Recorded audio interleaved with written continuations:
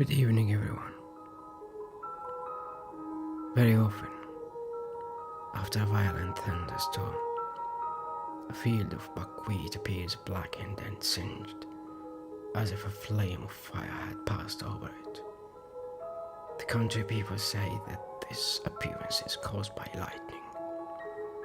But I will tell you what the sparrow says. And the sparrow heeded from an old willow tree which grew near a field of buckwheat, and is there still. It's a large, venerable tree, though a little crippled by age.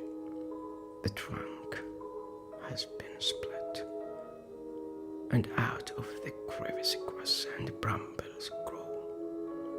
The tree bends forward slightly, and the branches hang quite down to the ground, just like green hair.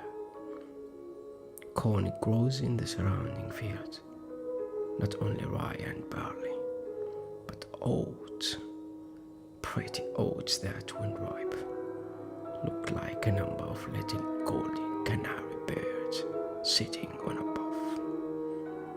The corn has a smiling look, and the heaviest and richest ears bend their heads low as if in pious humility.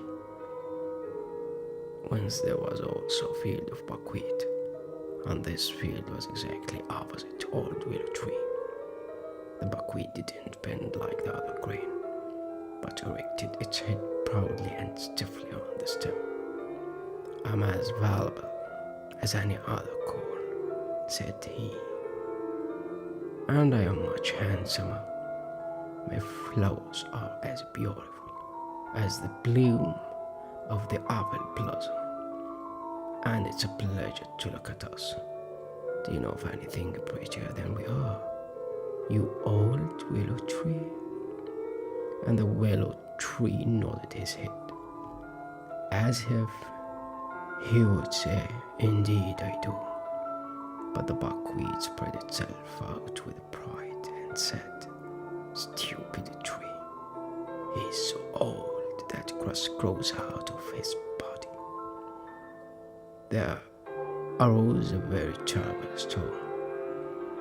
All the field flowers folded their leaves together, or bowed their little heads, while the storm passed over them. But the buckwheat stood erect in its pride. "Bend your head as we do," said the flowers. "I have no occasion to do so," replied the buckwheat. "Bend your head as we do," cried the ears of corn. "The angel of the storm is coming. His wings spread from the sky above to the earth beneath. He will strike you down before you can cry for mercy."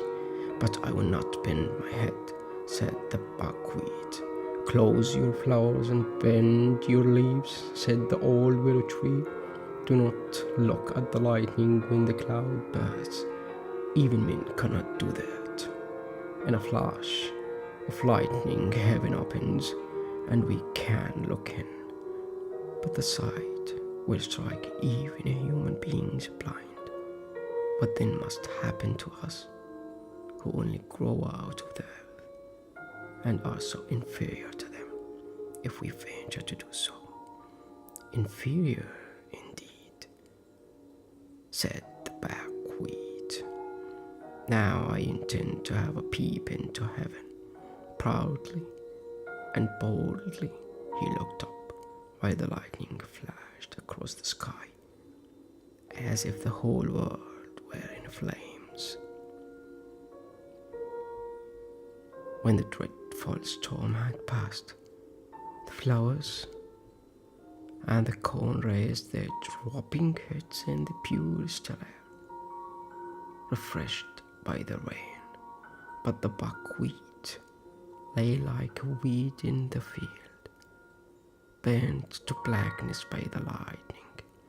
The branches of the old willow tree rustled in the wind, and large water drops fell from his green leaves, as if the old willow were weeping.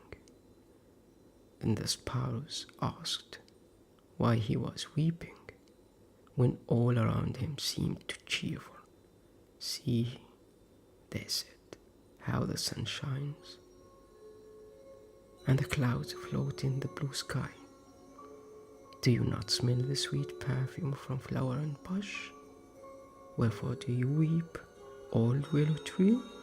Then the willow told them of the haughty pride of the buckwheat and of the punishment which followed in consequence. This is the story told me by the sparrows one evening when I begged them to relate some tale